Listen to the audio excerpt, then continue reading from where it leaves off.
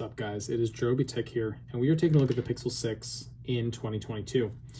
Now, this phone obviously has been plagued by some issues, this one in the Pro, for a while since launch, and it seemed like it was taking Google some time to send out a lot of updates and fix it. So I'm doing this review now to see, okay, how is the Pixel 6 in 2022 after all the numerous updates have come out to fix a lot of the issues that people have with this phone? Is this a better phone now? That's the question that I want to take a look at. So I've been using this phone for about 2 weeks. It's been my daily driver, and I have to say, this has been a very enjoyable phone to use. Now, I did not get a chance to use this phone when it had all the issues when it first launched, because I didn't get it when it first launched. So I was only reading about the issues that people were having, and it seemed like a nightmare. And I did feel bad for people that had bought the phone early and returned it, and it was a whole fiasco. And then there was other people that were like, you know what, I'm gonna wait it out. It's not too bad, and they got updates and everything's been fine. So for me, using the phone after all the updates, I've had basically no issues with the phone except for one thing that I think they still did not fix. And I don't even know if they can fix it because it might just be like a hardware thing. But overall, this phone has been very, very smooth. And I'm going to get to that one issue, which is, for me, it's the fingerprint scanner, which has been so hit or miss for me.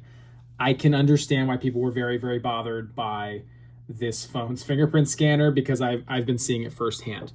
But let's first start out with what the specs are. Obviously, this has a 6.4-inch screen, which a little smaller than the Pixel 6 Pro, coming in at 1080p with a 90 hertz refresh rate, and it is AMOLED. And I would have to say it is a beautiful screen. I think it's a great screen. I think it's nice and saturated. It looks wonderful, gives you all the wonderful things that AMOLED does with the deep blacks.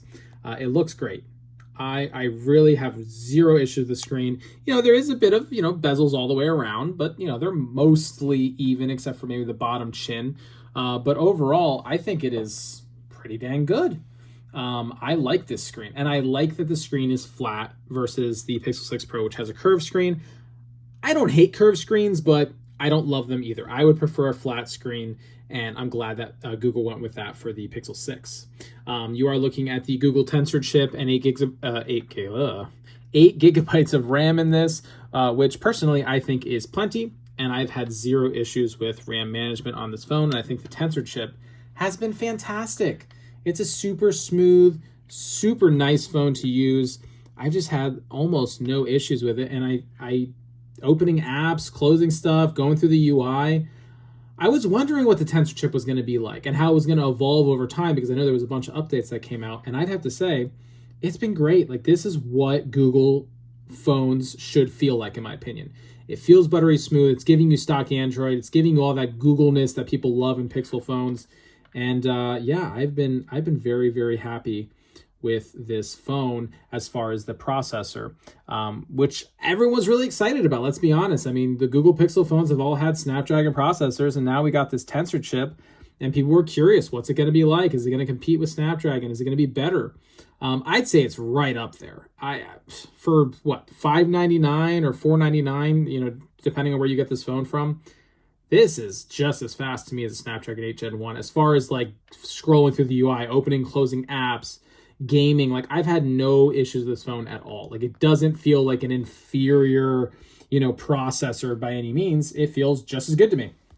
Now, I know benchmark wise, comparing it to the Apple A15 or the Snapdragon 8 Gen 1, it might tell a different story, but I'm talking about using it day to day and scrolling through the UI and just opening and closing apps.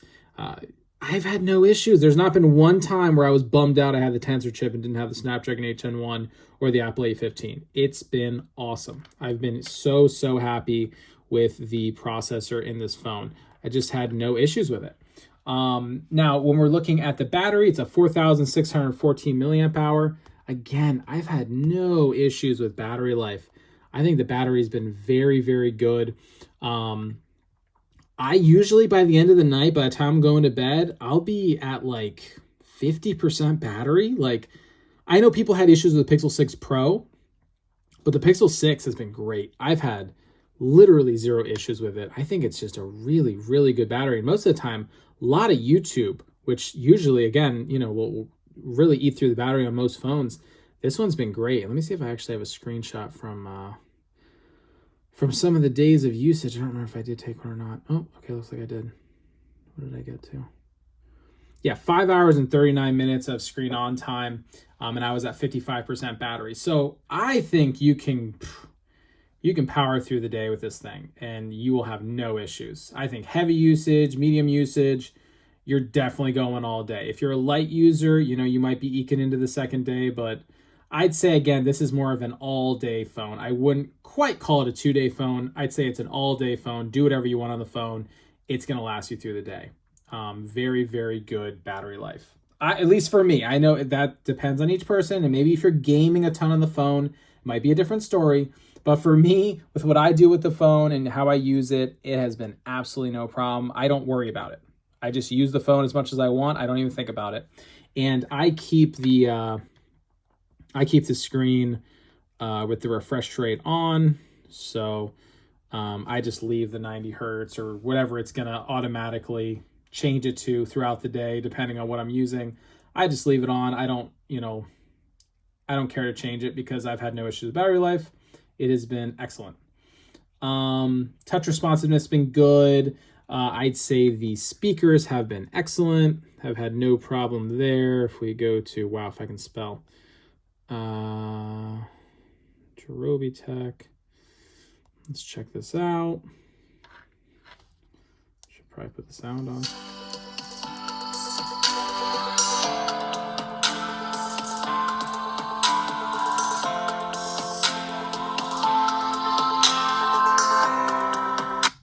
Yeah, really good speakers. I've had no problem with it at all.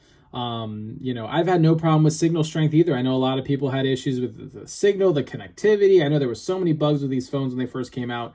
I have had zero issues with it. None. It's been great. The build quality is phenomenal. I mean, I like it. I know some people don't like the design of the new Pixel phones, but I love it. I think it looks awesome. The glass back, metal on the sides, glass on the front. It is just a really premium feeling phone, and it's pretty, it's pretty weighty, 7.30 ounces. This is not a light phone. It's actually pretty heavy, which I was surprised with. I mean, it's heavier than the Moto Edge, I was about to say Moto Edge 30, Moto Edge Plus 2022 that came out. This phone is a little bit smaller and it is heavier. So you can see Google definitely wanted to go the premium route with this phone. And then as we take a look at the fingerprint scanner, which was my only issue with the phone, I want to talk about the fingerprint scanner before I get into the camera, because I really don't have a whole lot to say about the fingerprint scanner other than I don't think it's very good. If you do it just right, you can open it, but you do have to hold your thumb there for longer than I'd expect on pretty much any other phone. And I'm a window cleaning pressure washer, so my hands, usually, this is after washing my hands so many times, as you can see in the crevices of my hands, dirt and stuff. So when I'm at work, this doesn't work at all. Doesn't work at all. It works 0 times when I am working.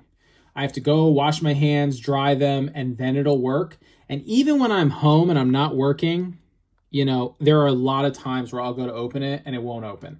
And I have to do it multiple times. So I'd say when I'm at home, the fingerprint scanner works probably about 6 to 7 out of 10 times. And when I'm at work, it works 0 out of 10 times. So depending on what job, if you have an office job, no big deal. It's okay. The fingerprint scanner seems like it has been improved since it first came out. Again, I didn't have it when it first came out. I'm just using it now and, way later after all the updates. And to me, it's still not very good. It's fine. I wouldn't return the phone over this necessarily. If you don't work any kind of construction or manual labor jobs, I wouldn't return the phone over the fingerprint scanner.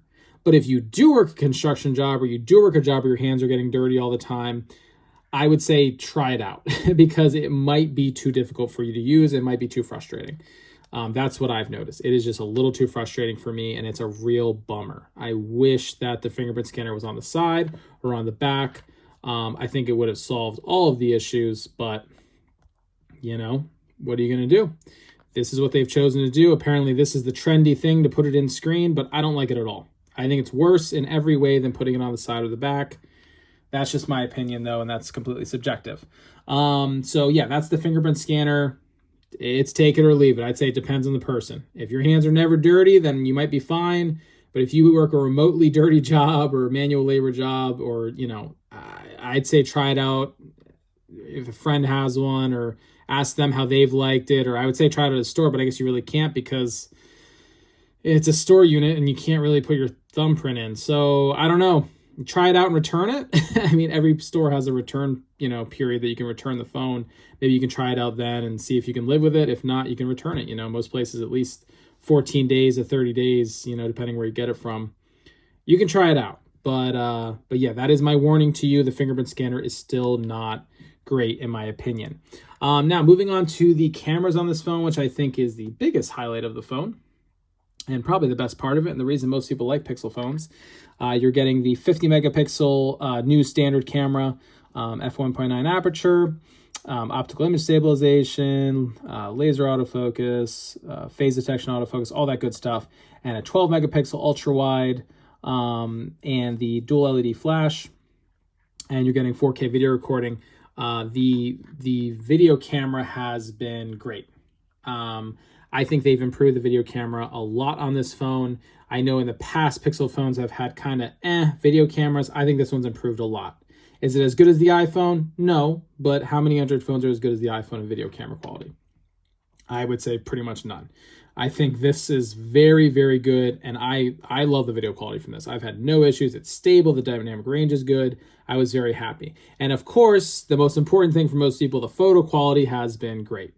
You know, I think there's very little shutter lag. It snaps a picture really quickly. You know, there is usually a little bit of processing sometimes when you go in to actually look at the picture, which I don't love. Like even right now, it's kind of still, there we go. Little processing time that I don't love. I wish they could speed that up when you're going into the gallery right after you take the picture, but overall, it takes excellent photos. I have had zero complaints about the photos from this thing.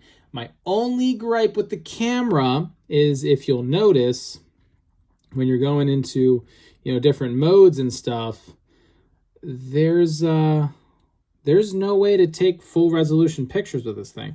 And if there is, please, someone tell me, because I've tried to look it up. I've tried to go into all the settings, and I can't find a place where, you know, you can enable the full 50 megapixels if you want to. I don't see that in here. So that's a bummer for me. I really love having the full resolution mode. Like, I was excited when Pixel said they were putting a 50 megapixel camera in this. I'm like, oh, finally, they're going up, you know? Like, I'm waiting for iPhone to do that too, to go up from 12, but they don't let you use it at 50 megapixels. There's no mode to switch to. That is really frustrating. And I'll tell you why. Because a lot of times I like to use the 50 megapixel mode for macro photos. So I'll try to get as close as I can, as close as it'll allow me to focus, use the 50 megapixel mode, and then you can zoom and crop in and get an awesome macro shot. Because 50 megapixels, 64 megapixels, all these high resolution cameras are awesome for that. You get tons of detail, and it's better than a regular macro mode. But they have not given you either a macro mode or an ultra res mode. So you can't use the 50 megapixels, and there's no macro mode built into the ultra wide. So this is a real bummer to me. I mean, you just can't, there's no macro photos that you can take of this. I know a lot of people don't care, but I do. I love taking macro photography, and this is just not for that. You can't get super close to focus, and there's no ultra res mode and no macro mode. So keep that in mind. I also mentioned there's no telephoto. So you're getting digital zoom here, which is okay because Google's zooming capabilities are actually pretty good, in my opinion. You can go up to 7 times zoom, and with their computational photography, it actually is a pretty decent picture. I'm not gonna lie, I was very impressed with the digital zoom. It's not as good as a real telephoto lens with optical zoom, but hey, I'll take what I can get. They have pretty good digital zoom. Wish they put a telephoto in there just like the Pro. I don't know why they limited the 6 so much. Or just put like a worse telephoto, maybe like a 2 times or something. I don't know. That would have been nice. But it is what it is. That's what they chose to do. So you're going to have to live with that if you do get the 6, that you only have digital zoom, which for me wasn't too big of a deal because it's got pretty decent zooming capabilities. The ultra wide is very good. Dynamic range is very good. You know, the Pixels have that very contrasty look, that very pixely HDR look. that Google has done for a while now that people love. They haven't changed the formula too much. And honestly, if you have a Pixel 5a or a Pixel 4a, I don't think you're going to notice that much of a difference in the photo quality. Definitely a little more depth of field because it's a bigger sensor. You know, get a little more of the blur in the background naturally, which is nice. But it's not like leaps and bounds ahead of the Pixel 5a, so just keep that in mind. It's very, very similar style of photos from all the Pixel phones. So what I'll do now is I'll throw up some of the photo samples so you guys can check it out and see what you think of the Pixel 6 photos in 2022.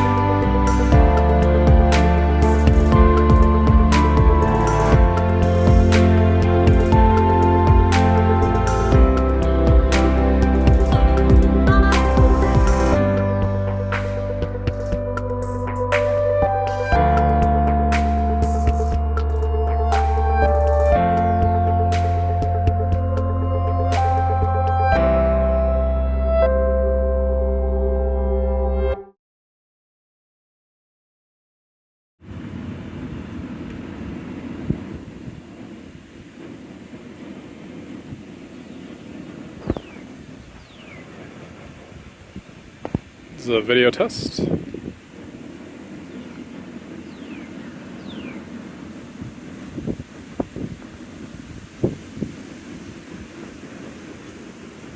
you can see, it actually does take very, very good photos. Again, other than the no macro mode and not letting me go into the 50 megapixel mode, I'd say the camera is pretty darn good, and I think most people are going to be completely content because most people do not care about macro modes or going into 50 megapixels like I do. And I understand that it's a very subjective thing, but it does bother me. So overall, though, excellent photos, excellent video quality for $500 or $600. This thing is the champ in that range. I mean, it's really, really good. Very, very good job that Google did here. So moving along. What do I think overall of this phone? I think that if the fingerprint scanner works fine for you and you know works fine for your thumb or you know your finger, whatever, and you don't work a manual labor job and you had no issues with it, I think this is an excellent, excellent phone. I think you cannot go wrong spending $500 or $600 on the Pixel 6. It's phenomenal. Google knocked it out of the park. Literally, in my opinion, the only flaw is the fingerprint scanner. So test it out at the store, maybe buy one and try it out, you know, within the return period. See if this is the phone for you, because I think most people are going to love this. It's really, really good. Beautiful screen, awesome cameras, great build quality. Speakers are phenomenal. You're getting the dual speakers. You're getting Android 12, and you'll get Samsung might actually be doing a little better than Google is with updates, but you're going to get the updates sooner than other manufacturers.